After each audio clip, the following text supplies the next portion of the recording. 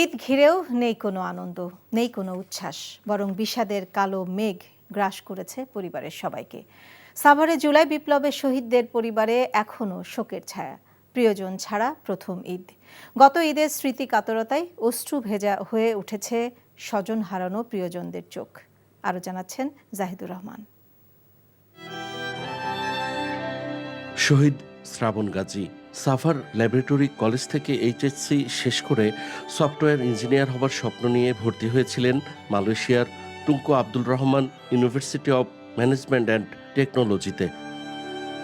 জুলাই বিপ্লবের উত্তাল দিনগুলোতে ছুটিতে দেশে ফেরেন শ্রাবণ গাজী।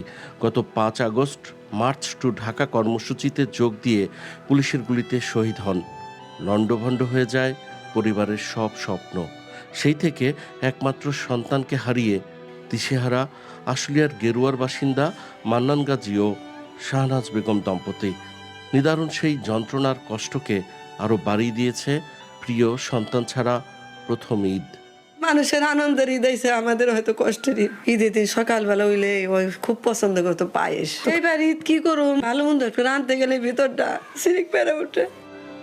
প্রতি ঈদেই বাবার সাথে একই রঙের পাঞ্জাবি পরে ঈদগাহে যেতেন শ্রাবণ গাজী। যে সন্তান ছিল পরিবারের আশা আকাঙ্ক্ষার প্রতীক, তার শূন্যতায় এখন গভীর শূন্যতায় বাবা মান্নান গাজী। এখন অনেক কষ্ট হয়। ভাবছিলাম যে সরকারও আমাদের খোঁজ খবর নিবে, না, সরকারও নেয় নাই। যাদেরকে আমরা ছেলে বলে ভাবতেছি তারা আমার পাশে নাই। আমরা এখন নিঃস্ব। একটা গুলির কারণে আমার সব কিছু তছনছ হয়ে গেছে। আমার কোনো কিছু নাই, আমার মরার মতো আমরা বাইসে রয়েছি। আমার বাড়িতে বাইসে থাকার না, সুস্থ সবল পোলা ঘর থেকে বাইরে হয়ে গেছে, লাশ হয়ে আছে ঘরে। কিভাবে আমরা